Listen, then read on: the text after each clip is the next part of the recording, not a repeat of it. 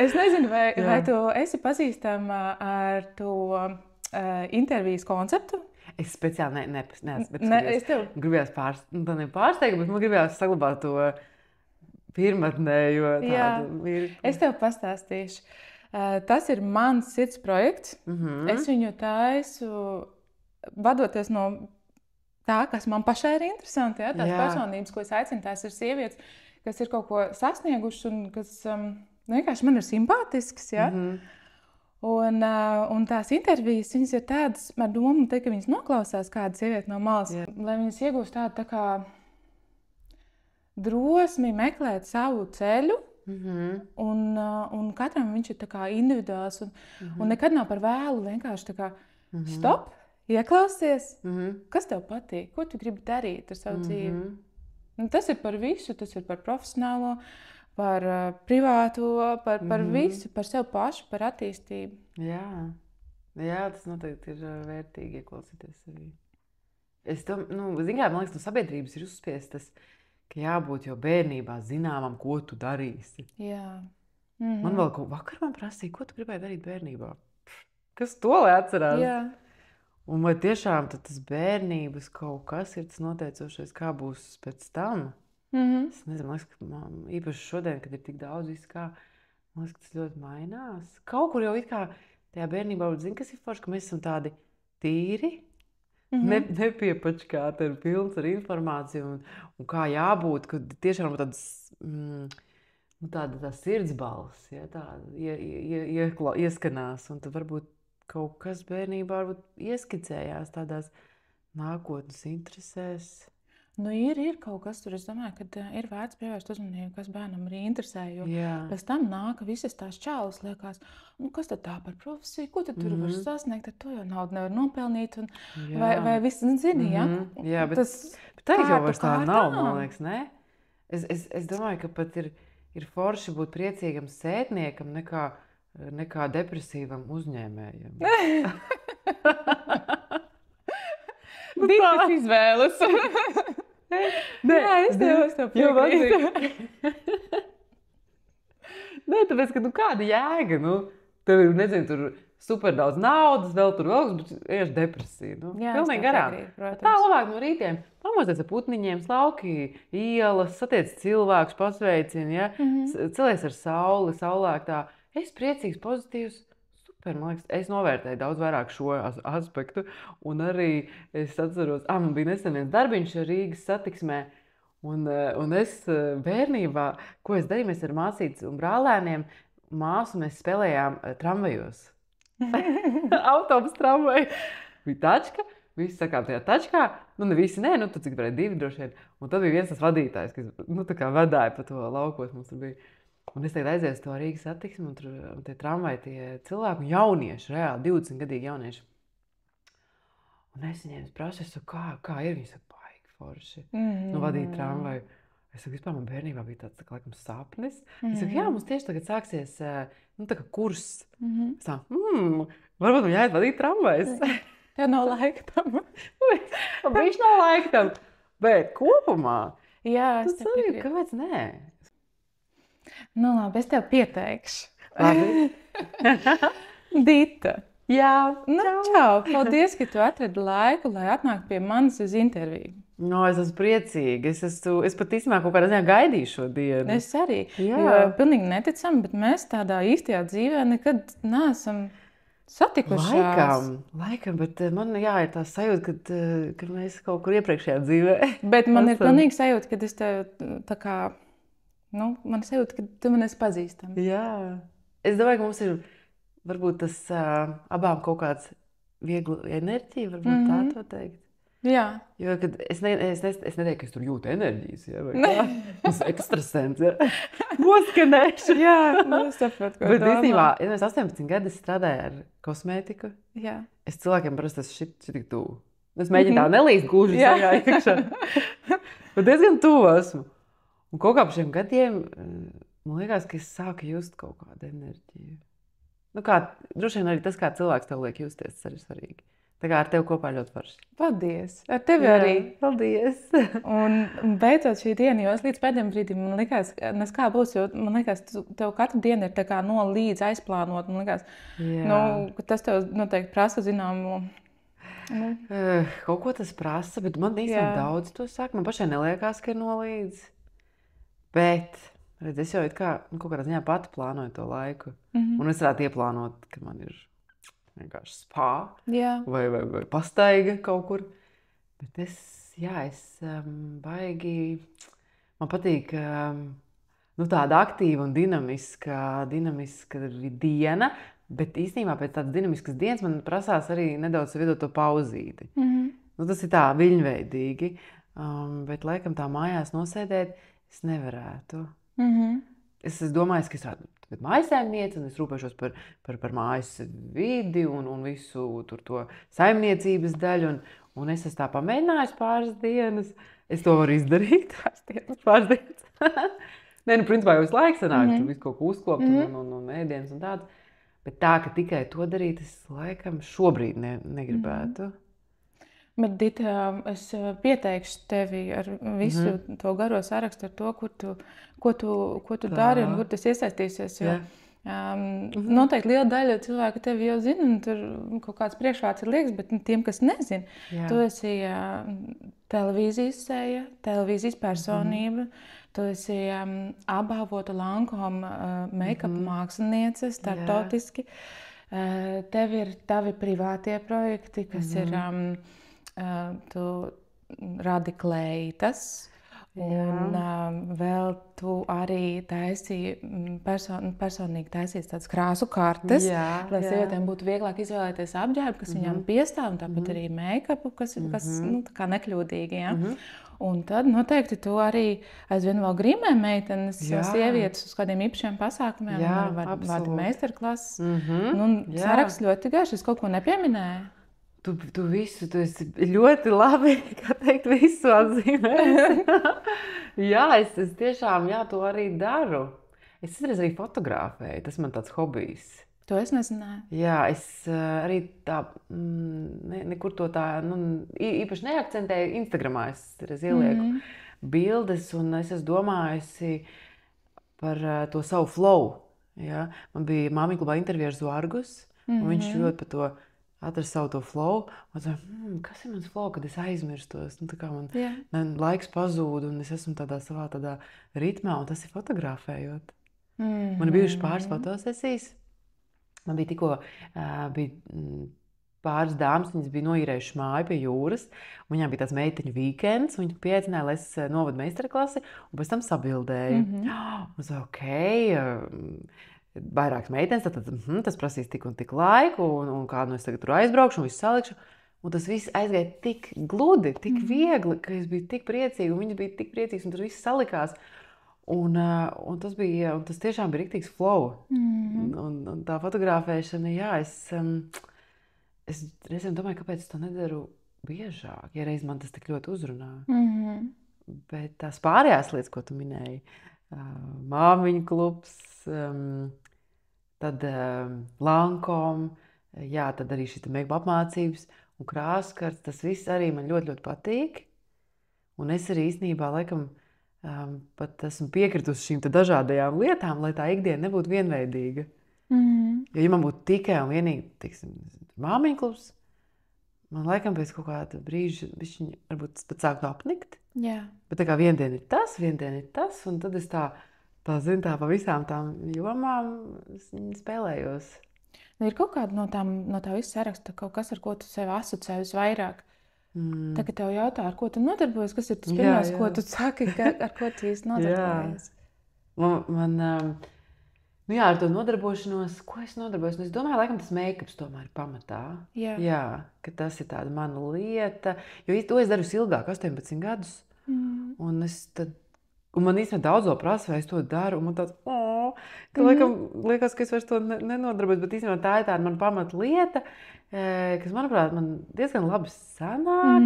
Es nepretendēju uz nekādiem tur kreatīvajiem skatuves grimiem. Man ir diezgan tāds ļoti vienkāršs, sievišķīgs grims, man patīk. Man vispār kopumā interesē sievietes, sievišķība. Stils man ļoti interesē, kā make-ups iet ar stilu kopā. Tāpēc tās krāsu kartes radās.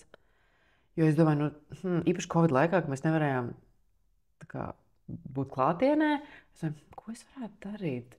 Un tad man bija Zoom sesija, Lankom tieši, un mums bija tēma tonālai krēmi. Un es domāju, vajadzētu kaut ko bēšīgu droši vien uzvilkt. Lai es saskanu par to tēmu. Es domāju, kādu bēšīgo krāsu, lai es izvēlos? Un tad it kā jau es taču sen jau biju kaut kādas tādas krāsas tur pētījus, visus tos gadlaikus un visu un tā. Un tu es domāju, paga, man taču reku rāda ir bēšīga. Ok, šis ir mans bēšīgais tons. Un īstenībā, man liekas, tas viss tās krāskartes ir tik vienkārši, ka es pat sākumā kautrējos prasīt naudu par to, jo man liekas, tas ir tik vienkārši. Un kā tad es tagad, un es atceros sākumā, 5 eiro varbūt. Tīri dēļ tā laika, ja. Man draudzene saka, kādi 5 eiro, tu vispār pa 5 eiro neko nevar nopirkt. Tas tā kā liekas, ka tas vispār nav nekā vērts. Es domāju, labi, 15.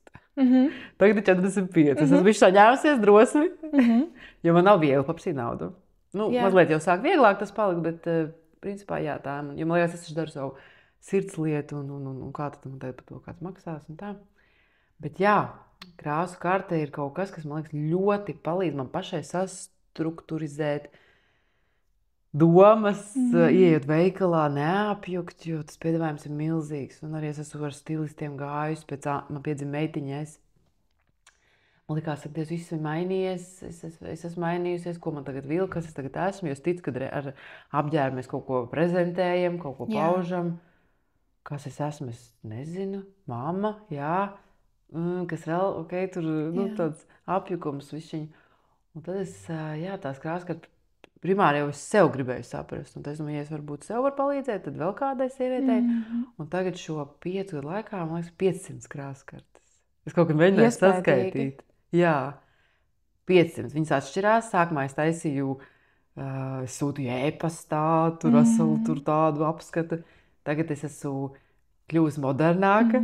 Tā gribētu daudz, jo e-pastā īstenībā man pietrūka atmiņas, un man bija jāpaliek 2 terabaiti, vai kas no Dievs tās. Un telefonā ir 2 terabaiti, man ir cietais disks ārējais 2 terabaiti. Kur vēl? Un tas taisa Pinterestā. Un es kaut kad smējos, ja es ar Pinterestu varētu pelnīt naudu, es būtu reāli miljonāri, man liekas. Tāpēc, kad es vienkārši Pinterestā pavadu, man liekas, tik daudz laika, kaut kāds meklējot idejas, kaut ko apkopojot. Tagad pēdējais man bija, kas izdomāja, ka pēc tam krāskartēm es uztaisīšu tādu iepirkšanās ceļvedi, kuras es atlasīju no internetu veikaliem. Man liekas, ka sievietes to īsti neuztvēra šo domu, un tas neaizgāja. Es domāju, nekas. Izklausās, tev jau ir jauns virziens, kur tu vēl gribi attīstīties. Izklausās, tā kā palīdzēt arī to garderobu, novest līdz galam, līdz pat pirkumiem nokomplektēt. Jā, es vispār ļoti gribētu pamācīties par stilistu. Jā, izklausās. Jā, es kaut kad mācījos tepat Latvijā pie Olgas Koltovas. Tas bija tāds ļoti maziņš tāds kursiņš. Un te es tagad skatījos, kur var apgūt to stilistu kursu online. Protams, ka ir ļoti daudz. Es domāju, kurš varētu būt tāds labākais un tāds optimālākais arī veids. Varbūt kāda klausītāja ieteiks pēc savas pieredzes.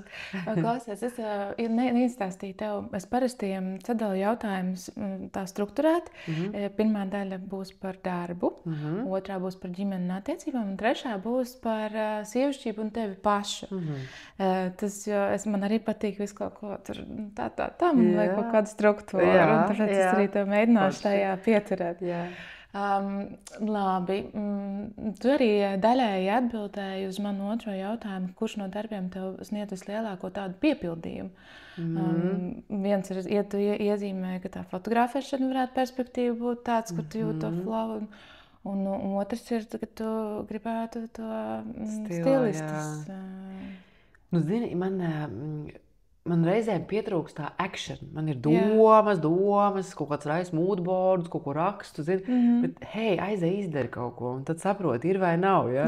Tāda fotografēšana, es tātad esmu to pamēģinājusi, jā, tur ir flows, tur ir forši, un tas varētu sanākt. Tāda stilista darbs, ja? Es to esmu bišķi pamēģinājusi, un es domāju, ka tas ir ļoti grūts darbs. Kādēļ tā? Jo piemēram, tā kā atnāk pie manis uz make-up, tas ir apmēram stunda, čik, apmācība 2 stundas, 3 kā kur reiz, bet tas ir ātri. Visu saliekam, izdarām, gatavs un paldies. Stilista darbs, man liekas, ka arī Latvijā veikalos pieejamās drēbes, manuprāt, nav varbūt tas pats kaut kā sievietes figūrai, visam viss tāds atbilstošākais. Es pat, kad citreiz es izdomāju, tagad vēlos tādu strukturētu žaketīti, un tur tādas wide leg pants, un būs tāds bišķiņ boho, bet tāds lady look, ja? Kur lai to nopērk? Par tādu saprātīgu summu. Protams, varētu aiziet pie jūtas vecmanis un par 600 eiro iegādāties žaketi. Ja? Bet nē, to varētu izdarīt. Tas būtu tāds liels investīcija. Bet, es domāju, lielākā daļa sievietes, jo man arī interesē laikam tās, kuras ir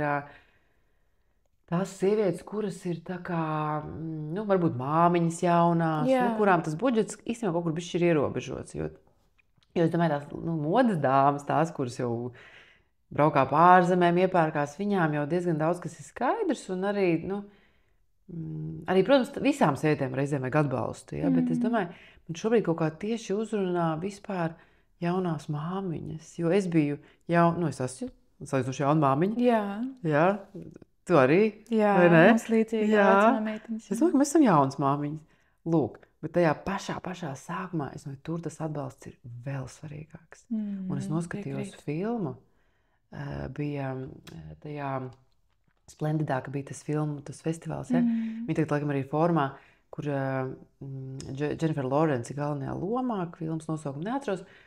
Tur bija par to pēcdzemdību depresiju. Ak, Dievs, kā es raudāju. Vienkārši raudās, kur lai liekas astaras tek. Es tik ļoti pārdzīvoju. Un es domāju, tā bija filma.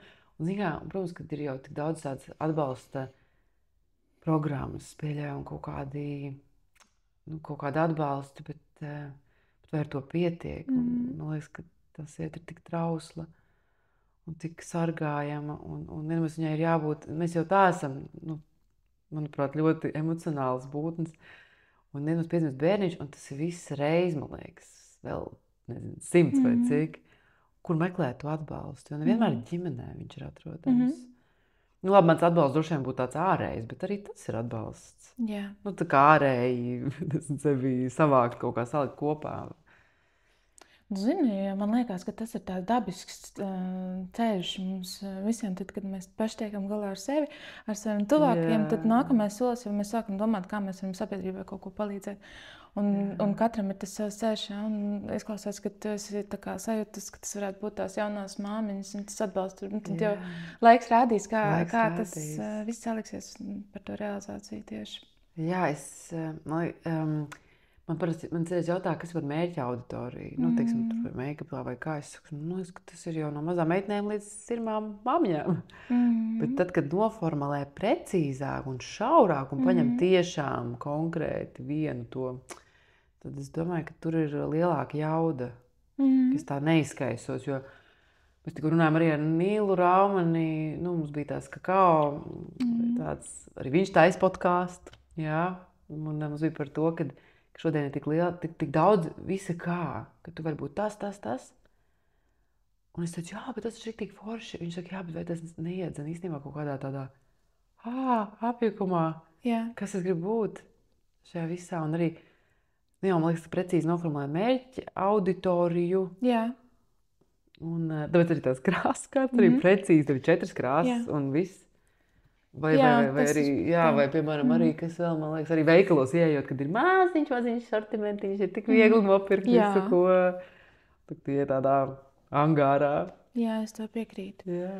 Tur tas savukārt lielais ieguldījums jāieliek sevī, lai tu saprastu, kas tad īsti ir tas, kas tev, lai tu varētu reducēt uz to mazo kaut ko, to esencīti. Un klausies, es gribu izmantot izdevību un pajautāt tev, par tām sievietēm, kas klausīsies, un meitenēm, kas klausīsies, un viņas jūt aicinājumu, ka viņas arī gribētu realizēt sevi kādā sievišķīgā profesijā, varbūt skaistumkopšanā. Bet ir kaut kāda tāda sajūta, kā uz mani skatīsies. Kādreiz bija tāds stereotips, tā jau nav tāda īsta profesija, vai ne? Ko tad es tur iešu? Un, ko tu viņām varētu ieteikt, lai saņemtos drosmē? Es pati domāju, ka tā nav īsta profesija kādu laiku. Liekas, tas jau tāds rotaļāšanās. Piemēram, skolā negribēju mācīties, aizgāju make-up taisīt. Ja? Man vispār skolā kaut kas interesē, bet nu labi. Bet skaistuma kopšana, es domāju, ka tas jau nāk ļoti, ļoti sen. Es nezinu, skatījos Kleopatra filmu, ja? Un viņai tas tur arī viss tur masēja un mazgāja un ģērba un to. Un tā ir tāda neatņemama dzīves sastāvdaļa. Un mēs jau aizkadrā runājām, ka sievietēm vispār būtu svarīgi iet uz darbu ar apziņu, ka tu rūpējies. Es tagad iešu strādāt, pelnīšu naudu. Bet, kad tu ej rūpēties, un lai kas tas arī būtu, vai rūpēties par kādu grāmatvedību, vai rūpēties par kādu pārtikas grozu, ko viņš tur saliks. Ja es droši vien strādātu trimī, es teiktu, šito mēs neēdam, šis nav veselīgi, aiznes atpakaļ. Es tādā veidā rūpējos. Es droši vien strādāju pie kase, kurš no manis mukta cilvēku pa gabalu. Es kaut komentētu un skatītos tā, Bet, un man liekas, ka tāda skaistuma kopšana, tās jau ir tāds izteikts rūpes. Man mamma ir frizieris, viņai ir 40, cik gadu pieredze, viņa strādā frizieri. Un vienkārši es ārpēc, un man cits prasa, kāpēc tu ne pa frizieri? Un es domāju, tas jau gan ir viens grūts darbiņš, jo caur matiem, es tagad starp pirts skolā vēlēju, arī ezotērika un garīgums. Un mums tā Ligita Pirtniece teica, ka viss netīrākais darbs ir frizierim. Jo viņš tā kā enerģētiski noņem nost visu to lieko. Un viņš saka, kad sievietes parasti iet griezt matus. Ir vienkārši tāda frizūra, kas ir jāatjauno, bet man ir tagad dzīvē kaut kāds posms, man tur varbūt kaut kas tur, nezinu, attiecības, kas. Es tagad eju pie friziera, mainu savu izskatu. Es ieteiktu tās sievietēm, kas šaubās, es nešaubīties, bet iet parūpēties par kādu. Tā ir ļoti laba doma. Vienkārši nomainīt to mindset un iet parūpēties. Parūpēties. Un to var jebkurā profesijā. Ārpēc Dievs medicīnā jau vispār, man liekas, tik izteikti. Protams, nākamais solis, pie kā nonāk visi, ir tas, ka ir liela konkurence.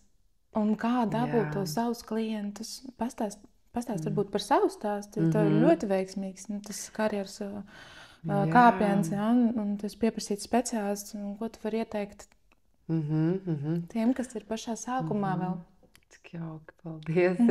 Ļoti jauks jautājums. Jo es tieši par to pašu bieži domāju, ka tad, kad es sāku, protams, ka bija kaut kāda make-up artisti, un tas jau nav nekas tāds, pēkšņi Latvijā kāds parādījies vai kā, bet tomēr man liekas, ka bija mazāk.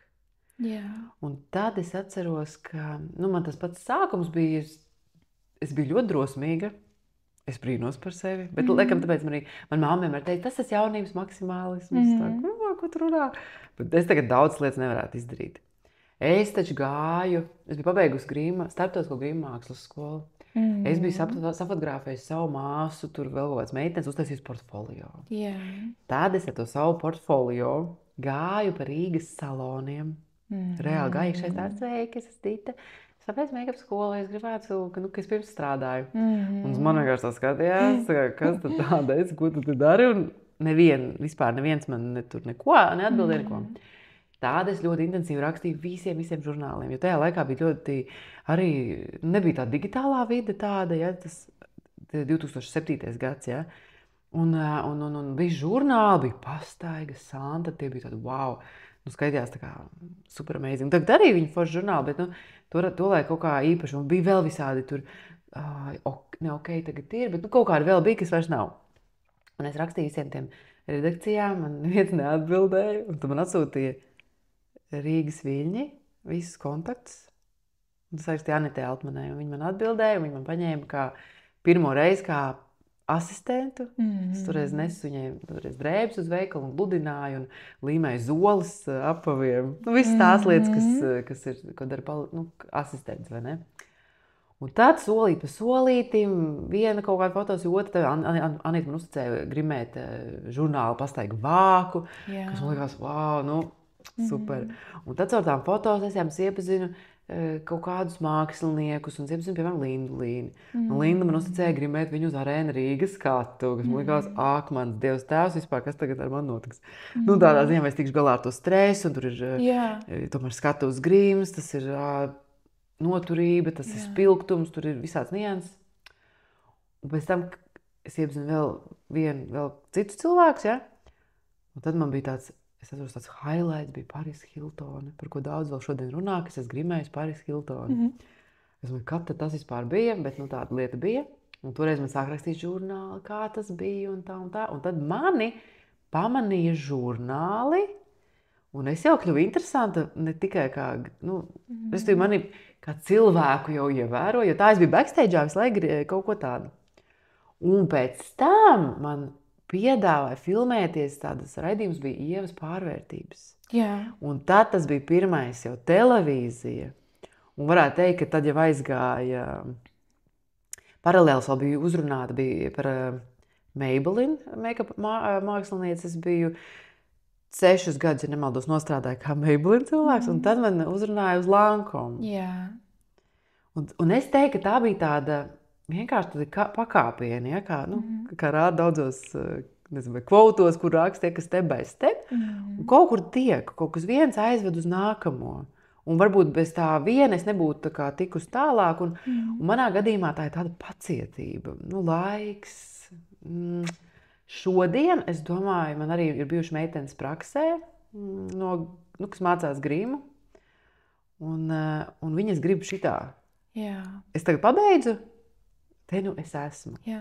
Un es saku, riktīgi amazing. Es saku, tev ir iespēja, tu vari taisīt Instagramā vienkārši taisi kontentu katru dienu, liec iekšā darbus. Es esmu reāli, man vajadzētu kādu, kas man palīdz likt tos darbus visu laiku iekšā. Ja? Jo man parasti ir tā, ka es uzgrimēju, aizmirstu nofotografēt, viss jau ir bijis, viss aizgājis.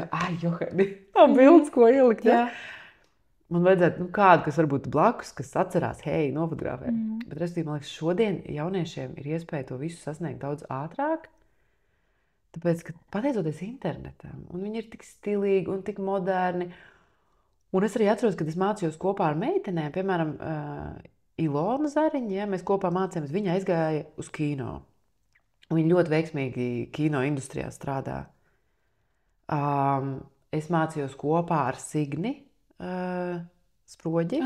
Jā, Signa atkal arī ļoti veiksmīgi. Viņa man liekas, 40 plus ir to segmentu, tā kā tur darbojās. Ja? Un atkal tas ir par to šauro mērķu auditoriju. Jo man bija tā, ko es gribētu? Es rādu kino, es rādu salonā. Nē, es rādu televīzijā. Nē, es gribētu īstenībā fashion. Nē, es varētu pasniegt meistarklases. Un vienkārši tāda mētāšanās. Un tas vispār nekam neder, jo pirmkārt arī enerģija vienkārši beigās sarūk. Un es sapratu, ka kino noteikti nav mans. Jo man nepatīk tās garās stundas, vēlieni, vakari, agrie rītas. Tas vispār nav mans. Salons, jā, man patīk reizēm, ja mamma frizieri, un tad man patīk turēties pie viņas frizētavā. Man patīk tas salona vibes. Jā, es noteikti ieteiktu atrast to savu nišu un atrast to savu stilu. Jā. Tā ir mana mazliet problēma, kad es varbūt neesmu tā riktīgi noformulējis līdz galam savu stilu. Un tad es tā mazliet tā, tu strādā ar Lancome, Parīze, Francija, Parisian. Tā tad es iešu šajā stilā. Bet es ļoti ātri atkal apmaldos, jo man tik daudz kas interesē un patīk un tā. Tev gribās eksperimentēt un rotaļāties. Jā, Tas, ko es sadzirdēju, un suprīgi, ka tu izvedi cauri visam, tur ļoti daudz vērtīgi padomus es sadzirdēju no tevis. Bet tas pats sākums, kas laikam ir baigi svarīgi, ir tas, ka nebūs tā siltā vietiņa uzreiz. Ka vienkārši ir jāiet, būs diskomforts un teiks nē un tā. Jā, ļoti daudz nē. Un zini, kas bija pēc interesantākais, es aizmirsu pateikt. Man bija viens lielveikals, kurā es domāju, ka es taču varu izlīmēt, tās noplēšamās lapiņas. Jā. Kad tur uzrakstīja piedāvājumu, un tad var noplēst to telefonu numuru. Un es domāju, ka tur ir tas ziņojuma dēls, un es iešu pielikšu to savu piedāvājumu lapiņu. Man taču zvana pēc tam no veikala, ko jūs te iedomājaties, kā vispār tā. Un es atvainojos. Un paiet 10 gadi. Un man šis veikals zvana un prasa, lai es novadu visam kolektīvam make-up apmācību. Un es redzu, kā toreiz tā lapiņa jātika, es biju no sabārta un tā. Bet pēdiet kaut kāds laiks, un beigās man uzrunā. Un ar televīziju, ar to Māmiņu klubu arī ļoti interesanti, jo tad, kad es mācījos vēl vidusskolā, un tad es arī sāku mācīties make-up, bet es domāju, kas es gribētu būt. Un tajā laikā Maija Silo vadīja raidījumu Defilē. Un es domāju, kā es gribētu kā Maija Silo un kaut ko tādu. Un tagad, kad es vadu Māmiņu klubu, tas nav gluži par modi, bet arī mēs tur mēģinām ik pa laikam kaut kādas tādas tēmas. Hei, bet tu pati to pateici. Un es domāju, wow, paldies tā kā visam, ka viņš man saklausīja un viņš man to noķēra manu to kaut kādu vēlmi. Un te nu tas ir tā kā... Be careful what you wish for. Jā, es arī tāpat domāju. Vai ne? Jā, jāuzmanās ļoti. Vai klausies, tu pieminēji arī par to, ka sabāra un tur kaut kāda kritika varbūt. Tā, kā tiec galā ar tiem nē un sabāršanu un kaut kādu iekšējo un ārējo kritika kaut kādām tādām lietām. Kā tiec galā? Man liekas, ka kritika ir riktīgi forša. Un man pat citreiz gribējies uzrakstīt, vai es varētu atsūtīt man, kas nebija labi. Jo, zin kā, viss tur, tās uzslavas arī ir ļoti stimulējoši un ļoti vajadzīgas un atbalstošas, ja? Bet reizēm jau tā izaugsme ir caur to kritiku. Ka pasaka, zini kā, man, īpaši, kad es sāku vadīt Māmiņu klubu, man tādi tuvāk cilvēki, viņi teica, jā, baigi forši, bet kaut kā varbūt pamēģini tā kaut kā. Forši, labi, paldies, jā, jo sevi jau no malas es tā neredzu un nenovērtēju. Un es pati reizēm esmu pret sevi arī ļoti kritiska. Un es domāju, tiešām tu nevarēji modernāk uzgrimēt. Šis ir tik boring, šis ir tik old school. Un es tā kā, man iekšā ir tas kritiķis. Un tu pat pasties, kā tagad vajag, vai ne? Un ko es daru? Es saprotu, hei, tātad kaut kas nav labi. Es uzreiz atrodu kādu, kurš dara labi, labāk. Un, piemēram, man bija jāgrimē Jānu Duļevsku uz korkoru finālu, un es sapratu, es redzēju, viņu visu laiku grimēju, tur viņam komanda atsevišķi. Un es domāju, ak, Dievs, cik skaisti, un es skatos, jo es taču zinu, Jānu, es jau cik gadus jau arī, ja.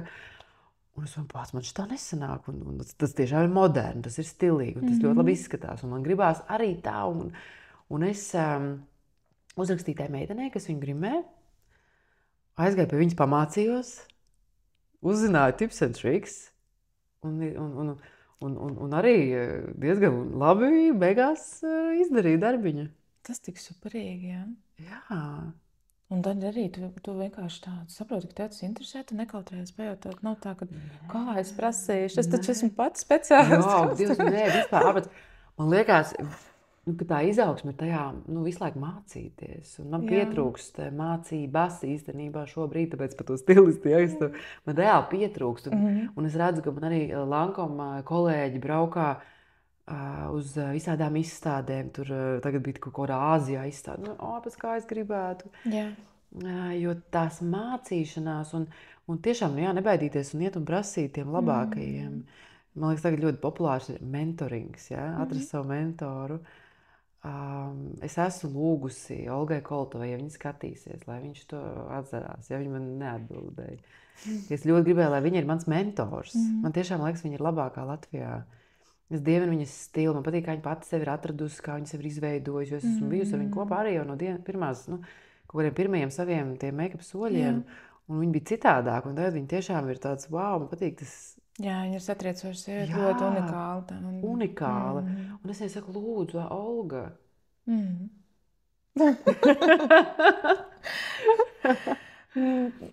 Labi, par kritiķi tagad ir skaidrs. Pastāstīja, kā ir, tev ir ļoti piesātināta dzīve, mēs pirms tam arī par to runājam. Tev ir vieta sapņiem, tu sapņo par kaut ko? Es ļoti ticu tam manifestam, jā. Un es esmu, es varētu būt tāda to sapņu dēļu veidošanas speciāliste. Moodboardi. Jā. Un vienkārši mājās vismaz 3 moodboardi stāv. Un es parasti janvārī kaut kādā sākumā taisīju savus moodboardus. Tagad es taisu, ka man ir iedvesma. Jā. Un es viņus netaisu vienkārši tā, kā sanāk. Es pat izgāju kursu, kā taisīt moodboardus. Jo tur arī īstenībā ir kaut kāda nozīme, kur mēs ko liekam. Pie Ineses es gāju, bet kā viņai pavasara studija tā Ines. Lūk, bet katrā ziņā bija tā, ka es par tiem sapņiem un visu, tā manifestācijām es pirms sanāk, tad, kad Anna piedzima, pirms 4 gadiem, apmēram, es pildīju laimes manifestu. Kur ir par to savu, tā kā laimes, tā mana karte, Un es tad, kad, piemēram, vispār domāju par to, ko es dzīvē vēlos, un kādi tie sapņi, viņi tādi šaustās visur, kur, Vien dienu to. Un tas laimes manifests man arī palīdzēja sastrukturizēt vispār tādas dzīves svarīgās tēmas un novērtēt, kā es viņās jūtos, cik es esmu laimīga. Jo laimīgs cilvēks, man liekas, piesaista vispār diezgan labu enerģiju un diezgan tā, viss labi notiek arī. Un tad es izpildīju laimes manifestu, ļoti interesanti treniņu metodas grāmata. Tad es pēc tā manifesta uztaisīju moodboardu. Un tad es tos savus sapņus virzu, skatoties uz to savu laimes karti, saprotot, kur es viņā esmu, kas man pietrūkst dzīvē un ko es vēl vēlētos sasniegt. Un tad tie mani sapņi, viņi ir tādi, kā varbūt mazliet formulētāki. Jo, zini, es ļoti ticu tātad domu spēkam, vārda spēkam, un reizēm es kaut ko padomāju, es gribētu. Piemēram, tagad es pieliku pie leduskapja ziemas skatu ar slēpošanas trasi. Un mēs reāli braucam Ziemassvētkos uz kalniem slēpot. Super! Bet es aizmirsu pielikt to, ka es gribētu, lai visi ģimene kopā brauc. Jo ir cilvēki, kas vienkārši atsakās braukt. Un es domāju, un it kā ir, bet nav līdz galam. Un man tā kā pat pēc mums vairs negribās braukt. Nav gluži tas. Nav gluži tas, un man dzīvē ar to sapņošanu es esmu mazliet piesardzīga. Tas ir forši, bet ir svarīgi, precīzi. Tāda struktūra, viss tā detaļās. Jo visums ir dāsns, viņš ir dāsns, viņam viss, es saku, visuma nauda vai visuma tur kas ir piesaistās, Tas viss ir forši, bet ir jābūt, tādai struktūrai, ir precīzi jānoformulē un, jo lietas notiek. Es domāju, cilvēki vispār Latvijā nesaprot to, cik tas vārds ir spēcīgs. Nepavēlti ir dainas, ir tautu dziesmas. Un mēs skaitam tos pantiņus un skaitam un lietas notiek un tā. Un tad, kad es klausos, ko cilvēki runā, man citreiz patīk tiešām to tramvaju izbraukt arī. Jā, paklausīties. Un es domāju, Jēzus, tomēr arī. Un es klausos, ārprāts ir vienkārši visu laiku. Tas nav labi. Un es sāku skaitīt vienkārši kaut kādas iekšēji lūkšanas, lai man nomainās domas, lai es nekoncentrējos to, ko tie cilvēki runā. Un tāpēc īstenībā sabiedriskais transports forši, bet cilvēku sarunas nav forši. Īpaši gados cilvēki. Un pamēģināt vienkārši to pašu domu, pateikt citādāk, bet ar to pozitīvo. Ja man iepriekš aizrādīja, ka tev ir kaut ko nevar normāli runāt, es saku, es izvēlos vārdus apzināti. Es saku neveselība. Jo visums viņš uzklausa mūs. Un viņam neeksistē tas ne. Viņš dzird to veselība. Es esmu netik priecīga. Jo es negribu būt tas otrs. Vai arī man nav tik daudz enerģijas. Ir kā cits teiks, ko. Bet kas notiks, ja tu pamēģināsi? Jā, interesanti doma tā ir. Vārda spēks. Visi guru par to runā. Visi sadguru un visi, kas ir saistīti ar kaut kādām lielām lietām. Pie kā Steve's Jobs arī brauc mācīties. Tas Nīm Kraulī baba, ko es tikko caur Nilu arī kaut kā uzgāju. Vārda spēks un enerģija, ko tu izstaro. Tā. Es tev piekrītu, bet droši vien sievietēm vispār tas ir, man liekas, lielai daļai ir tā pieredze ar to, kad ir kaut ko gribējies, ļoti, ļoti gribējies, un tad tas piepildās. Un tāpat arī pretēji, vai ne? Diemžēl. Man patīk tā doma par to, ka ir iedvesma, tad veltīt laiku, lai izsapņotu, detalizētu kaut kādas savas būtiskās lietas. Ja? Nevis tajā janvārī, kad tas ir kaut kā tur steigā un starp dāvanu papīriem un nekārtīgi deg piparkūks krāsnī un jāpaspēj atrast savu sapni. Bet tā kā veltīt.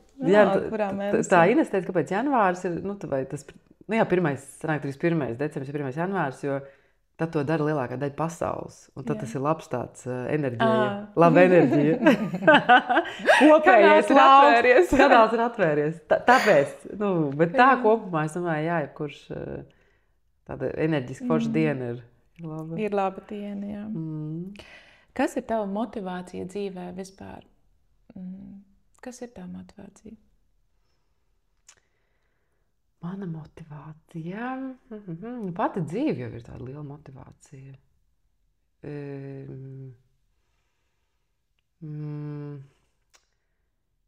Kaut kāds dzīves prieks, kaut kāda iekšējā tāda uguntiņa, tāda dzirkstelīta, celties, iet darīt,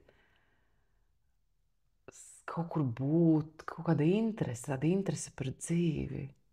Jā, interese par dzīvi. Interesi par lietām, par cilvēkiem, par notikumiem. Jo, piemēram, cilvēki, kuri tādi, Dievs, atkal tie cilvēki, atkal tas jāiet kaut kur. Viņi izdālās sēdēt mājās un būt savā kaut kādā tādā noslēgtā vidē. Bet man atkal gribās redzēt, kas tur notiek, kas tur. Ok. Un visu laiku tā kā kaut ko piedzīvot, kaut ko sajust, kaut kur būt. Jā, protams, šodien, kad es esmu māma arī, mana motivācija, protams, ka ir Anna, būt tādai labai mammai, ja es būt resursā. Es vienreiz ieliku Instagramā storiju par kaut ko par resursu, un rakstīju, Dievs, šis vārds jau ir apnicis par to resursu. Tā ir liela lieta. Jo, ja es esmu resursā, man arī ir resursa Annai dot kaut kādu savu uzmanību, savu laiku. Un varbūt īstenībā kaut kam sanāk atteikt. Bet es noteikti negribētu nekad atteikt savai meitai. Jā, es to saprotu. Es atsaku tam Instagramam. Jā, forši, ka tu tā vari nodalīt. Es zinu, ka daudziem ir problēma ar to. Man arī, protams, ir problēma. Kopējā atkarība, mums liek tas telefons rokā. Jā, man telefons sāk ļoti nepatikt. Daudziem, jā. Par to vispār būtu jārunā. Mēs mēģinām bērnus ierobežot uz screen time, bet paši sevi nekādu nevaram. Vispār tā baigā tēma. Liela tēma, jā. Jā, un bija kaut kur tāds teiciens par to, kad jo grūtāk ir laiki, jo vairāk pērk lūpu krāsas. Jā. Jo lielāka krīze, jo vairāk lūpu krāsas. Ko tev nozīmē dekoratīvā kosmētika vispār? Kas tur ir par vilinājumu tajā? Jā, par tiem grūtiem laikiem sarkano lūpkrāsu īstenībā bija vispirktākais produkts Covid laikā. Sarkanā lūpkrāsa. Mēs tieši runājām par to, toreiz jau maskas. Es saku, nē, sarkanā lūpkrāsa, es nezinu, tur ir kaut kāds tajā spēks, kaut kāds tas tāds akcents uzreiz tūlīt. Es ļoti daudz sievietes no viņas baidās. Uzreiz tur ir tās asociācijas un vēl viss kaut kas, bet es saku, hei, vienkārši pamēģinām. Tas nav kā nogriezt čolku un tad jātaudzē. Tas vienkārši uzliec lūpkrāsu un tad notīri. Bet dekoratīvai kosmētikai es prasīju ChatGPT, kāpēc ir jākrāsojas. Jā. Kāpēc? Ir taču forši tāpat. Un tad viņš atbildēja 3 lietas. Pirmā, kas arī ar mani sasaucās, pirmā ir tāpēc, ka lai kaut ko tiešām pakoriģētu sejā, ja? Ādas nepilnības, acu formu izceltu, pamainītu, gribu apaļas acis, gribu garenas acis, ja? Tas pašas lūpu formas arī, ja? Izkoriģēt. Tas ir pirmais. Otrs, tas ir tātad, lai pieskaņotu savam stilam. Teiksim, arī aktieri, viņiem ir loma, viņiem attiecīgi make-ups. Un sievietēm, man liekas, tās lomas ir ļoti daudz. Mēs ar Sandru Resonu un Kristīnu Vītolu kopā taisījām tādu saules ziedu un tādu lūsānu mēnesnīcā. Perfekti, man liekas, es biju tik laimīga, tas arī bija flow. Viena diena, kur mēs ejam cauri sievietes arhetipiem. Sandra stāsta par arhetipu, es pielieku klāt make-upu, Kristīna tēņas. Dana to visu, kā teikt, saliek kopā. Un es saku, wow, un katrai sievietes lomai, katram arhetipam savs make-ups. Kā saimniece es esmu tāda, kā mīļākā es esmu citādāka. Yeah. Kā medniece man ir atkal tur tas biznesa luks. Yeah. Tad kā mamma es atkal esmu maiga, pūkaina ar džemperīti, varbūt tāda. Tad es esmu mūza, kas iet un iedvesmo. Un, piemēram, es iedvesmoju, teiksim, meistarklasēs. Man ir bijis, kad man ir kaut kādam, nezinu, vai Douglas meitenēm jānovada meistarklase, un es atceros uzvilkt tādu garu bordo puķainu kleitu, es uzliku tos bordo lūpkrāsu, un es pat pati sevi kaut kā iedvesmoju. Un tad, nu tā. Un tā ir tā mūzas loma. Un tad ir tā mistiķa, kas mūsos dzīvo. Tā, kas iet vāc tēņas saulgriežos. Tā, kas iet pirtīs, es nezinu, vai vēl kaut ko, ja? Tur atkal pilnīgi cits luks. Un tad kopumā, nu tā virsējā, tā ir tā karaliene. Kur atkal ir, tas atkal ir pilnīgi kaut kas cits. Un tad, man liekas, tā sieviete dzīvojot caur šiem te arhetipiem, nu tad ir tās dažādās lomas, dažādie make-upi. Un tas ir tik interesanti, tas ir absolūti, man tiešām ļoti aizrāva. Un trešais, kāpēc mēs krāsojamies, jo tā ir kaut kāda veida meditācija. No rītiem man gluži nesanāk 5 minūtes, kaut ko tur ātri, baigā meditācija, tā nav. Bet es pieļauju, ka kādai sievietei varbūt tā tiešām ir meditācija, kur viņi velta to stundu, maybe, pirms kādu pasākumu, ja, un tad tur sagatavojas un noskaņojas un iedod sev to sajūtu, jo make-ups ir par sajūtu. Jā, par to, kas tu gribi būt. Jā. Tad jautājumu, kas tu šodien būs? Jā, un man ir bijis, kas klāt pie kosmētikas māciņā. Kas tu būsi? Kur tev jāiet ir? Kas tev jānes? Kas tev jāpasaka? Un man ir bijis tā, kas tīri nost. Jūs uzkrāsojat, to skatos, paga. Tā, šodien šitas nav riktīgi, šito ņem nost. Nu jā, var to izdarīt tehniski, ko es iemācu meistarklasēs, ka tas ir vienkārši tāda tehniska lieta, ko tu sagatavo sev dienai, kas tev piestāv, kas derēs visām lomām, bet tad tas nākamais, tā kreatīvā lieta sākās tajā, ka tu tiešām domā, ko tu šodien vēlies ar sevi paust. Pirmkārt jau sev pašai un tad arī pasaulē. Jā, tā ir ļoti laba doma. Un saki, tas ir tavs teiciens? Yeah. Par to, ka vislabākā kosmētika ir tā, kas ir pieejama. Šis ļoti patīk. Tā ir. Tas iekļauj ļoti daudz radošumu tajā. Es dievinu, kad ir maz kosmētikas tādā ziņā, ka tas ir tik radoši. Man ir bijis, ka man vienkārši, piemēram, nav otas. Jā. Un es, kā es tagad uzkrāsošos? Viss skaistākais make-ups tad sanāk. Nu, man ir bijis tā, ka man nav par rokai, un es tādu ok, nu tā, tad tagad mēs tur tik. Jā. Un arī, jā, ka tā kosmētika nav, jo es, piemēram, aizbraucu tur pie laukiem, vai ne, un man māma viņa krāsojās, bet, nu, tā minimāli, tas ļoti labi. Un es atrodu kaut kādu tur zīmuli, zinu, tur tādu šitādu kaut kādu. Un tajā brīdī tas ir vislabākais make-ups. Tā kā, jā, es domāju arī, nu, jo mums ir lielāka izvēle, jo grūtāk ir, man liekas, izvēlēties, un jo ir ierobežotāka, jo tu tā kā, nu, dari ar to, strādā ar to, kas ir, jā, un tad ieslēdzās tā radošums. Bet saki, kam ir jābūt, nu, visām sievietēm? Nu, ko ir jānopērk? Minimums. Minimums ir 15 produkti. Es nezinu, 4 produkti. 4? Piemēram, jā. Oh my God. Nu, noteikti svarīgs ir ļoti krēms, bet tas ir kā vēl nav pie dekoratīvās, bet pie kopšanas. Mums bija seminārs Polijā, mums katru gadu lankuma, un tad mums iedot tādu kartiņu, kur jāizpild ir tas kopšanas rutīna. Un es domāju, kas tur ir? Krēms, sērums, un tas vienkārši rakstu. Tāds pieniņš, tāds losjoniņš, tādas želeja, un tad tur tas, un vienkārši skaties, mans Dievs, tur ir kaut kādi 10 jau produkti. Bet, nu labi, bet no tādas dekoratīvās kosmētikas, šobrīd modē ir tāds minimālisms, tāpēc noteikti kaut kāds foršs, tonējošs produkts, kas ir kaut kas varbūt pat plānāks, teiksim, tonālais krēms, bet agrāk bija tādi biezi un sedzoši, tad tagad ļoti daudz tādi moisturizing tinti. kas tiešām ir tādu foršu, smuku toni. Otrs, kas man personīgi ļoti patīk, ir kaut kas, ko mēs liekam uz vaidziņiem. Jā. Un par, tā kā Lankuma pasaulē tas ir vaigu sārtums. Citiem varbūt tas ir bronzers, bronzas pūders, ja, konturēšana. Tā kā, kaut kas tāds, kas iedod to krāsiņu te. Tad man noteikti ļoti mīļš ir lūpu zīmols, kas arī ir tā trends, ja, kad mēs apvalkam višķiņu kontūru. Citreiz es aizraujos. Un tad es skatos mašīnā, tā, wow! Tik ļoti patīk. Višķiņš papludināt. Jā. Un ceturtais. Uzvedu želēju, laikam. Jo man liekas, ka man ļoti patīk, ka acis reizēm ir tīras. Jā. Īpaši arī tas Parisian look, tāpēc, ka man bija arī kaut kāda Igaunija apmācība, viena klienta, es rātos step by step, viņa nekrāso acis, un es saku, tā kā, it's okay, tā kā varbūt kaut kāda alerģija vai kas. Viņa saka, nē, viņa saka, vienkārši parīzietis nekrāso acis. Jā. Es tā, pareizi, jā. Jā, tāds kopsavilkums,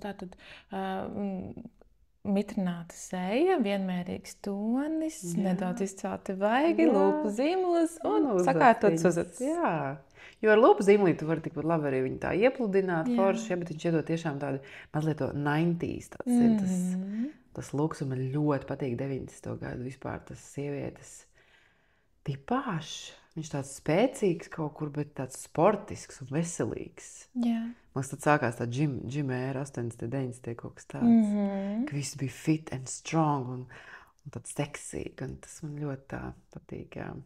Un uzacis ir sejas rāmis, tur tas ir svarīgi. Tā kā tā.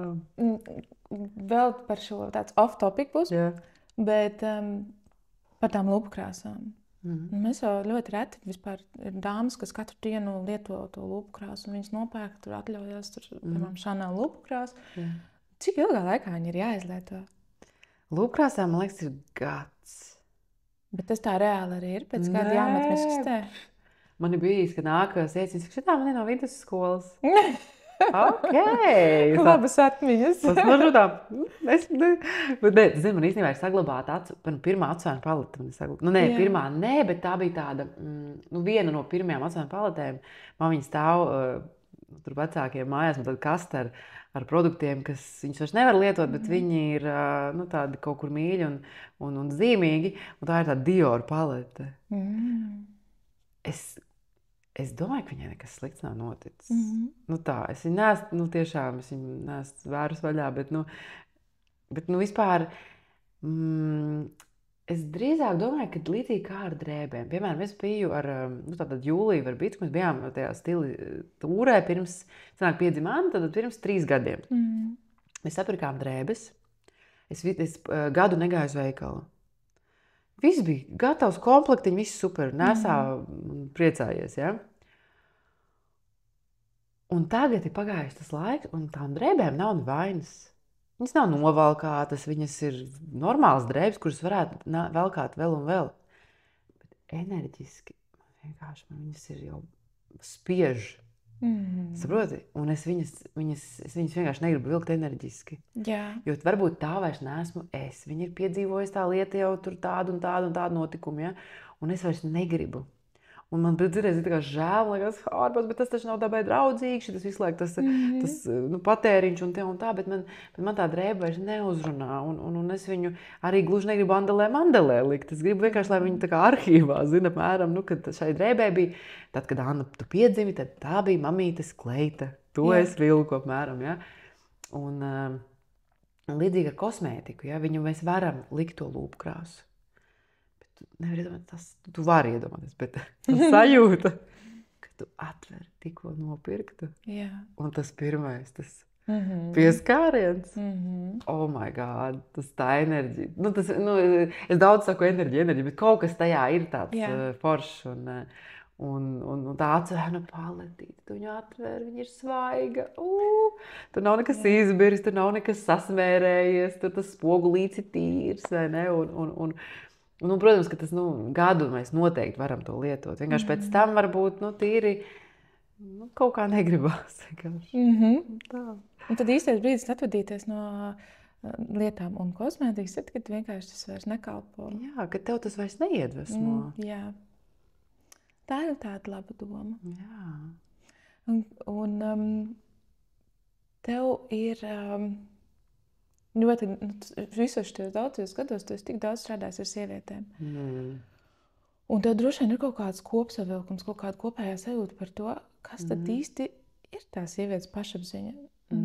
Tu droši vien esi ļoti daudz redzējis un izpētījis par to. Jā. Sievietēm, man uz pirkstiem varētu saskaitīt sievietes, kurām ir bijusi manā pieredzē ļoti laba pašapziņa. Uz pirkstiem. Kāds var būt? Es domāju, ka tas ir tā, ka labi viens tur audzināšana, ja, tur padomu laiki un viss šis te, ja, bet tā ir tāda, es nezinu, tas ir kaut kāda pašcieņa, ka es esmu vienalga kāda, es esmu vislabākā, visforšākā, visskaistākā, un man nevajag apstiprinājumu no ārpuses, ka kāds man tagad pateiks, vai cik tev tur tas vai tas vai tas. Jā, paldies, es to zinu. Un man ir bijuši tiešām uz pirkstiem saskaitāmas sievietes, kad zinu, ka es esmu uzkrāsojusi, viņi pieiet pie spoguļa. Ak, Dievs, kāds skaistums. Cik es esmu skaista. Un es stāvu, un man pilnīgi zinot, tādas skudriņas arī, ja, skrien no tās sajūsmas, cik tās iet pašpietiek. Un tas nav ne par izmēru tieva, ne tieva, visāds, tās, ko es tagad tieši atceros, ir bijuši visādas, ja. Un tā ir tāda iekšēja pašcieņa.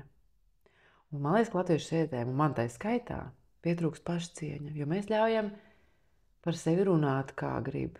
Mēs ļaujam reizēm vīrietim izturēties pret mums, kā grib. Ja? Mēs ļaujam pat arī savā ģimenes ietvarā, varbūt pat tiem pašiem vecākiem, atļauties pret mums izturēties, kā viņi grib. Un tas to pašvērtējumu baigi pazemina. Un kur dabūt to pašcieņu,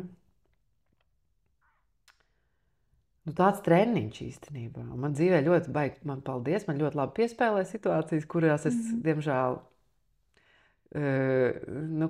nenoreaģēju. Man arī bija iespējams stoknā, mums tur skaistumdienas, un atnāk kliente. Tas pat nav, sieviete, tad atnāk sieviete. Un tā attieksme ir tik drausmīga. Tā kā tu paņem to un atnes un vienkārši te parāda, atver vaļā. Un es tā, man Annai dārziņā māca to cieņpilno bērnību, kad ar bērnu jārunāja vēlamajā formā. Vai tu vēlētos, vai tu varētu, vai tu gribētu, ja? Un tāpat laikā pieauguši cilvēki, mēs savā starpā reizēm vienkārši pavēles formā. Atnes, izdari, fiksi, vai, ko tu stāgu te? Un man tāds, un es tajā brīdī vienkārši... Tajā brīdī tu esi tādā šokā, ka tu pat nesaproti, ko. Jā, man ieslēdās, es tā kā... Un es domāju, kur tava pašcieņa, kur tavs stingrais stop? Man pat Anna saka, stop, mamma. Kur ir mans stop? Stop. Es atvainojos. Šeit tā nenotiek, ar mani tā nerunā. Es neesmu nekāda lupata, grīdas lupata. Ja jums slikts garastāvoklis, aiziet, izstaigājieties, nākat atpakaļ, visu apkalposim, viss būs kārtībā. Vienkārši šajā brīdī mēs šādi nerunājam. Kur tas bija tajā brīdī? Bet tās visas domas pēc tam tev tur skrien uz rīti. Protams, un pēc tam es esmu tik gudra, un es būtu teikusi šitā, un es būtu teikusi tā, jā. Bet tajā brīdī vienkārši... Man pašai arī tā ir bijusi, un man meitām ir tā bijusi, un es pēc tam esmu gudri padomu devēja, bet man arī ir bijis tā, ka man pārbrauc pāri principā tur, un es tikai pēc tam domāju, kas tas bija? Kāpēc tu atļāvi? Jā, treniņš. Klausies, tu esi ļoti aktīvs sociālajos tīklos, tev ir 18,200 sekotāji. Tas ir ļoti daudz, man liekas ļoti daudz. Tu jūti to savu atpazīstamību, to savu popularitāti, kā tu ej uz rimīti un dzīvo savu ikdienas dzīves patsāli, un tu jūti, ka cilvēki tevi zina? Nē, varbūt vienreiz vai divreiz man ir bijis tā, ka man pienāk klāt. Kaut kad man pienāk klāt, un mēs skatījāmies, bet tas bija tajā pārvērtība raidījuma laikā. Mēs skatījāmies, jūs tur tajā raidījumā drīkst nofotografēties, un man tāds, Dievs, paldies. Man liekas tāds, vai kaut kad arī braucu uz Ogri, man vecāki Ogrē, un vasara loks vaļā, un es tur zinu tādu čiliņā, un iet garām meitenes. Tā taču Dita. Ak, Dievs! Man tas mulsina. Jā. Interesanti, vai ne? Jo liekas, tā kā labi ir man tie sekotāji, un viņi arī diezgan daudz redz par ikdienu un tā, bet nav tas pilnībā tas kontakts ar to, ka par to atpazīstamību pa īstam. Es arī īstenībā neko no šīm lietām nedaru, lai mani kāds atpazītu. Tas nav mans virsmērķis tagad, lai mani tagad zina. Noteikti nē. Man ir galvenais kādam palīdzēt, iedvesmot, rūpēties. Jā, un ja es esmu kādam kaut ko palīdzējis, man ir piemēram meitenes uzrakstījuši, cik forši, ka tu tur padalījies, es arī tur, nezinu, to nopirku vai kaut kā, un man liekas superīgi. Un ka tas man ir tāds, cik, forši sajūta, ja? Bet tā, ka man tur tagad kāds atpazīst un kaut ko, tas man noteikti nav vispār pat svarīgi. Nē. Un tie sakot arī, tas saka 18,000, tā kā daudz. Jā, bet tad, protams, tādā, ārzemē, iedomājies, tā pati Kardashian ģimenes, tikko klausījos Krisas podcastu, kur viņiem kopā, viņām visām. Es pat nevaru iedomāt, cik tur tie sekotāji ir. Jo katrai viņai individuāli 300, cik tur miljoni, tad visām kopā. Un es jau citreiz aptinu sarkanu diedziņu, tā kā apkārt, lai man, nedod Dievs kāds kaut ko negatīvu raida. Ka tev ir tik daudz cilvēki. Un taču visi, un mēs esam tik dažādi, es pat skatījos, kad man citreiz sako kaut kādi slēgtie profili, kas es nezinu, kas cilvēkiem, vai tad es esmu redzējis kaut kādi vīrieši ar kaut kādām tur čūskām profilos un ieročiem, un es domāju, Jēzus, tu Marija, un tad es ielieku, kur es tur, nezinu, apakšveļu, piemēram, mums labu linģerī, varbūt labāk nelikt to.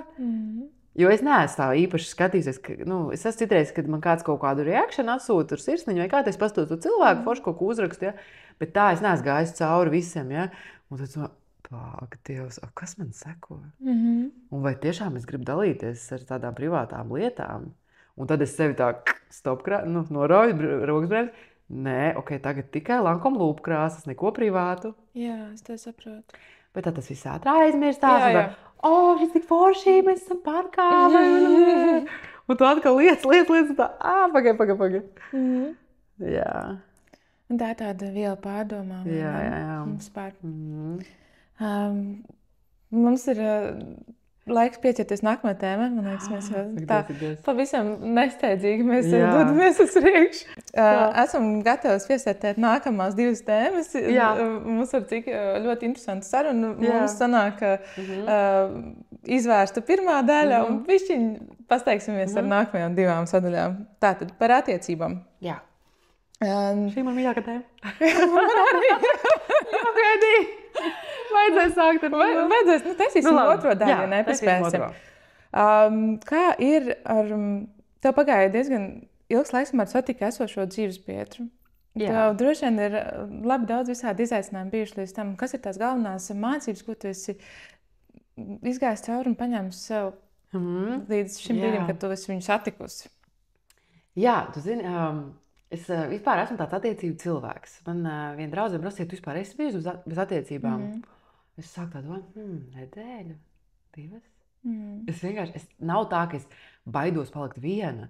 Man vienkārši tīri organismu un gribās, lai man ir blakus stiprais dzimums. Tā vīrišķā enerģija, jo es esmu tik daudz ar sievietēm, ka man tiešām gribās to veci blakus kārtīgi, kas man iedod to balansu dzīvē, vai ne? Protams, ka mūsos katrā ir tas vīrišķais, sievišķais, bet tomēr es esmu par to dualitāti un ka mēs esam vīrietis, sievieti. Lūk, mēs sāk runāt, lai mēs ātri... Es vienkārši atklāstam, cik pacēsim, mēs tam pārēj uztaisīsim otro daļu. Jā, viss kārtībā. Lūk. Un ir tā, ka tas, ko es sapratu šogad, ka, lai kādās attiecībās es būtu bijusi pirms tam, tas viss ir par mani. Jo situācijas atkārtojas. Un es varu pārmest tam otram, tu tur esi tāds vai tāds un blā, blā, blā. Bet Un tas bija pirmajā reizē, otrajā reizē, trešajā. Come on, ne jau katrās attiecībās tas nevar būt viens un tas pats. Jā. Acīm redzot, es pievēlu kaut kādu veidu cilvēkus, vai es tur esmu iepazinusies, nezinu, caur socioniku, vai klubā, vai vienalga kā, ja? Es vienkārši pievēlu kaut kādu veidu cilvēkus un atkārtojās situācijas, kas man reāli nepatīk. Un kamēr es sevī kaut ko neizmainīšu, pie kā es šobrīd strādāju, lai vispirms nodefinētu, kas tas, kas man ir jāpamaina. Tikmēr vienkārši es varu tikties ar vienu, otru, trešo, un vienkārši būs tas pats. Es varu izšķirties, jo man varbūt kaut kas atkal nepatīk. Jā. Ja mums kaut kā pazuda kaut kāda enerģija, kaut kāda, ja. Bet es iepazīšos ar kādu citu cilvēku, un es būšu turpatās, jo es vienkārši esmu visu šo gadu laikā visās tās attiecībās to sapratusi. Ka tas ir, ka manī ir jāpamaina kaut kas. Nu labi, tu esi saņēmis to lielo skolu, to atziņu par to, ka tas ir par tevi. Nu, ko tālāk?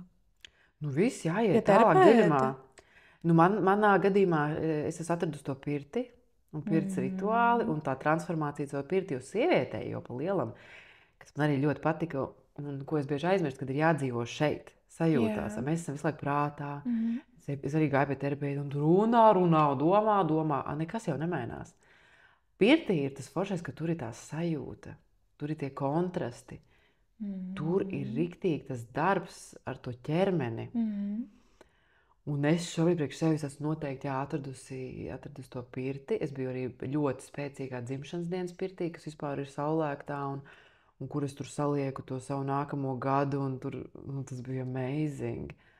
Un tagad nākamā tēma man ir vienkārši saprast, kāpēc es piesaistu tādu veida vīriešu savā dzīvē, un kāpēc ar vīriešiem notiek kaut kas, esot ar mani kopā.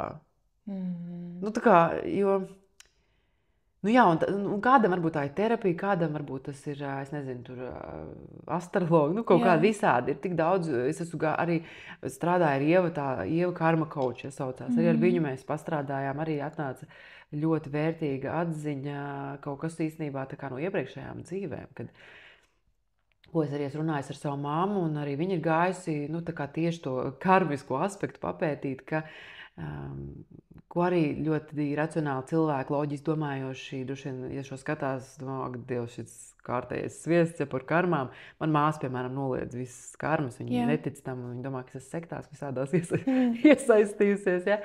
Bet es domāju, es ticu, es kaut kā ticu,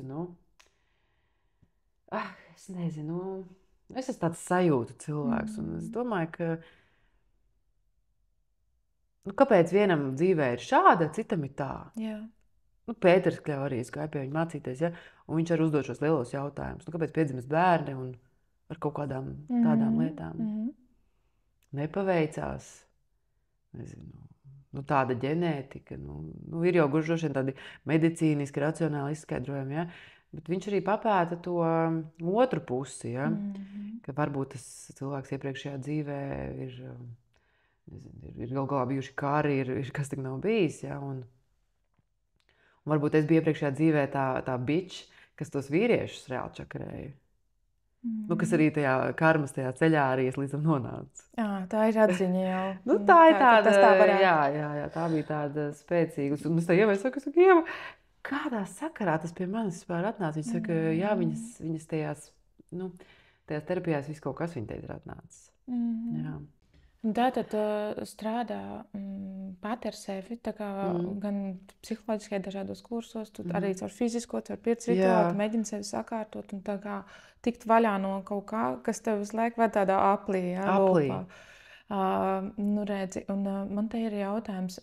Tad man ir vairāk jautājumu vispār, jo es domāju, tā ir vispār baigi aktuāla tēma. Ir tik daudz skaistas, seksīgas, gudras, pašpietiekamas sievietes, un viņas jau sāk padoties, ja? Viņām liekas, varbūt nav lemts, vienkārši tad, ko tur? Jā,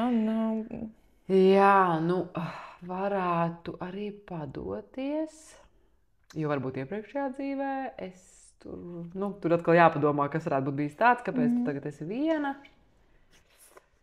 Bet varētu arī nepadoties un meklēt tos ceļus. Man tā kā pēdējais bija tā socionika, kas iedeva to, kad tur Evija Čepro, mēs viņu tikāmies, man bija jau, tā kā caur to laimes manifestu, bija kaut kādā tajā tajā bija jau tajā laukā, tur tā socionika, un tad man, es domāju, aiziešu. Un mēs parunājām, un tā ir tā ar to psiholoģisko aspektu, kad manai tai psihē tas sadarīgais ir, šis cilvēks.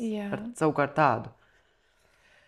Tā mēs satikāmies, Pastāst lūdzu detaļās. Es esmu dzirdējis intervijās, ka tu esi stāstījis, ka pateicoties socionikai, tu uzzināji vairāk par sevi, un tad, kā es saprotu, jūs savedat kopā. Jā, mums savedat kopā. Izstāst par šo, tā kā... Un tad pagāja 2 gadi, un mēs smejamies, vai Evija kaut ko no sajaukusi. Man liekas, ka viņi būs nepareizi notipoja. Un tad ir tie nākamie jautājumi. Jā, atkal atgriezies pie sevis. Protams, Johaidī, man likās, beidzot, šis ir atrisināts, beidzot, viss ir kārtībā. Bet, protams, ir aspekti, kas ir forši, kas ir tādi, varbūt vieglāki, bet tad... Galu galā mēs katrs esam cilvēks ar iekšējām lietām. Īstenībā, ja cilvēks ir ar sevi apmierināts pamatā, tad arī viņš būs apmierināts tur attiecībās un viss daudz labāk rosīsies un veidosies. Ja? Bet ja cilvēkam ir kaut kādas iekšējas nebūšanas, un tad tā socionika ir vai nav, bet tur nav viegli veidot attiecības, teiksim tā. Bet, socionika tā tad ir 4 tie mērvienības, ko tu nosaki. Tātad vai tu esi introverts vai ekstraverts. Un tad sadarīgie ir dažādie, jo 2 ekstraverti būs tur visu laiku ballīte. Un arī tas varbūt nav labi vai ne. Un atkal 2 introverti sēdēs klusi un mierīgi. Kas it kā no mums liekas, hei, bet mēs esam tik sadarīgi. Un es esmu domājis, bet varbūt, ka man būtu ekstraverts vīrietis, mēs tieši brauktu un baudītu dzīvi, un es tagad sērfotu kaut kur, nezinu, tur, un tad kāptu kalnos un būtu vienkārši un ja? Bet kāpēc man ir vajadzīgs tas introvertais, lai man bišķiņ tā kā nomierinātu? Tā kā, varbūt šoreiz paliekam mājās. Nav visu laiku jābūt tādā skrējienā. Tad ir tas, ka vai viens ir tātad ētisks, otrs ir loģisks, un loģiskais būs vienmēr, kas izdomās ar prātu, un ētiskais, bet es jūtu. Mums ir jādara tā. Un tas arī ir vajadzīga šī dualitāte. Un tad ir tā sensorika un tā intuīcija. Tie intuīti dzīvo galvā, viņi var iztēloties. Man, piemēram, mamma ir intuīts. Es viņai saku, jau aizbraucam kaut ko. Viņa saka, es jau zinu apmēram, kā tur būs. Viņa ceļo galvā. Viņa saka, es jau varu iztēloties. Man atkal vajag aizbraukt, pasmažot, apskatīties. Okay. Un tad es kādu es gribētu krēslu. Man nav ne mazākās jausmas. Es aizietu uz veikalu, kur ir krēsli, un tad es pasēdētu un tā, šits ir vērts, šits ir ok. Ja? Un tāpēc arī internetā es nespēju iepirkties. Man vajag pamērīt un saprast, un tur tā un tā. Tā ir tā atšķirība. Vienīgā iezīme, kas ir ļoti svarīga, labiem vienādi, vai abi ir iracionāli vai racionāli. Jo visi cilvēki, kas ir, es esmu iracionāli, tāpēc es varu te sērfot un vienu dienu būt māmiņu klubā, vienu dienu make-up taisīt vēl kaut ko, jo man tas ir fine. Un arī Rihardam tāpatās ir, kad viņš var arī, man liekas, tas ir brīnišķīgi. Mēs abi varam tik brīnišķīgi vienoties par lietām. Es saku, pastāstiet, cik ātri notika, ka citā gadījumā tur nē, mēs sarunājām, mums jādara tā un tā. Ka bieži vien ir šīs domstarpības. Ja? Mums ir tā, ok. Un ir. Un daram. Un kaut ko vienkārši iekāpjam mašīnā. Mēs pat esam smējušies, ka mēs iekāpjam mašīnā. Kur brauksim? Abi sēžam, kaut ko tur. Nezinu. Un vienkārši kaut kur aizbraucam, un mums ir kārtībā, kur turpat varbūt racionāls cilvēks jau būtu izplānojis sen visu plānu un ceļojumu plānus un visu tādu.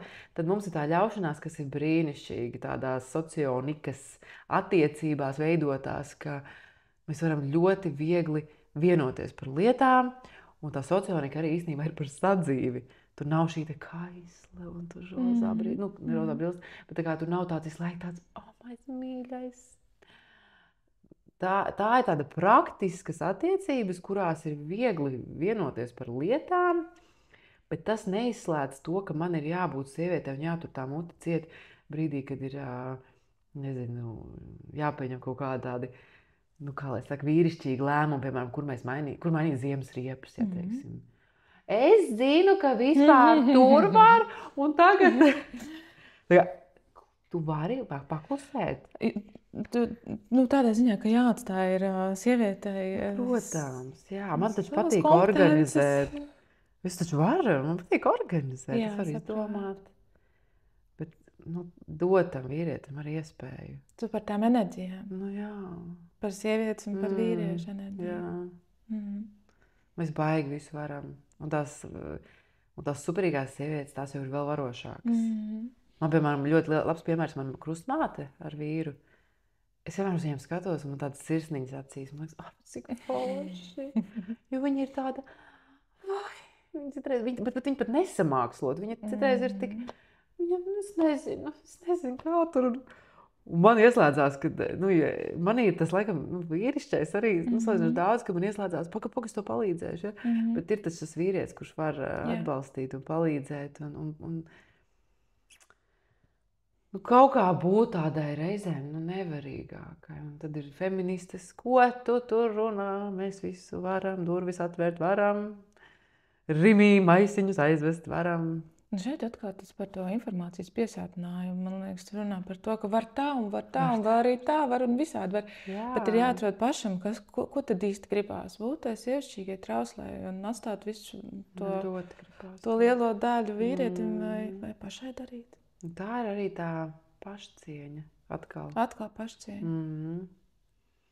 Jo man ir bijis, ka man gribās raudāt ar tiem rimīvaisiem rokās, un Anna tik skrien. Smagi, vai ne? Tik grūti. Un Anna skrien, un saka, stāvi un vēž pušu. Tas vienkārši ir tā. Visas lapjas lietas līdzi, un kāpēc? Un tie tādi primitīvi kā piemēri, bet... Nē, es tev ļoti labi saprotu. Te ir atkal tas arī. Man uzvedināja uz nākamo domu par to, ka ir tas periods sākumā tā privilēģija palikt mājās varbūt ar bērniem. Un tad ir kaut kāds periods, es runāju par tām sievietēm, kas izbauda. Es runāju par tājām, kas izbauda būt un tos mirkļus ķer. Un tad ir tā, ka viņām kautrīgi teikt apkārtējiem. Esmu mājās, ar bērnu, es rūpējos par savu vīru, par savu ģimeni. Jo katru reizi, kā kaut kur kaut kāds saviesīgs pasākums, ko tad tu dari? Jā. Tu nestrādā? Redzi, jā. Nē, es vienkārši, ja man ciet pasaka, ka viņi ir mājās un nestrādā. Man ir tāds, cik forši.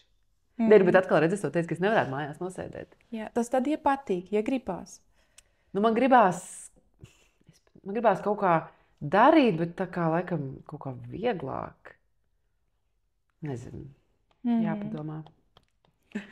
Jā, diemžēl mums šeit jāliek ir punkts, tāpēc, ka es gribu tev palaist tālākajos tevs dienas plānos un noķert tev uz nākamo tikšanos. Nākamajai teiks, es nevaru izties tev tikšanos, man tik gara. Jo man ir ļoti daudz, ļoti dziļi un sirsnīgi jautājumi, kas man tiešām interesē. Tur var ieskicēt gan par jūsu attiecībām ģimenēs, starp sievietēm, starp visām paaudzēm, jo man tas ir kaut kāds, es nezinu, man tur magnētiski sajūta, ļoti īpaši priekš manis. Ļoti īpaši, jā. Un tad, protams, arī par visu tā pieredzi, kas bija saistībā, ka tur kaut kādu laiku arī tagad pieaugušā vecumā ar Annu, jūs padzīvojat kopā ar mammu un vecumā. Un visi šie jautājumi man ļoti, ļoti interesē. Un, protams, par sievišķību, man liekas, kur vēl sievišķīgāk sieviete kā tu. Paldies. Tā kā... Tu esi mans spoguls. Piedodiet par to, ka mums šoreiz tā sanāca intervijas sadalīt divās daļās, bet mēs izbaudījām pašas. Un es ceru, ka jums arī būs vērtīgi tieši tas, ka mēs nesteicāmies. Tas ir atslēgas vārds nesteigties. Bet redz, atkal nevis nesteigties, jo izceļās steigties, bet būt mierā. Jā, par mierīgi. To, ka mēs bijām šodien mierā. Jā, mēs bijām mierā, mēs bijām lēnas, un tas man ir vispār, man tas tādu sievišķības deva iedot, tas lēnīgums, bet tik kaut kā es skrienu, es jūtos tiešām kā tāds tāda skrienoša ērta sieviete, bet tas lēnīgums, tas ir, tā ir super sievišķība. Jā, es piekrītu. Paldies. Tad tiekamies nākamajā sērijā. Jā, super. Paldies. Tas seriāls. Jā, man sanāk.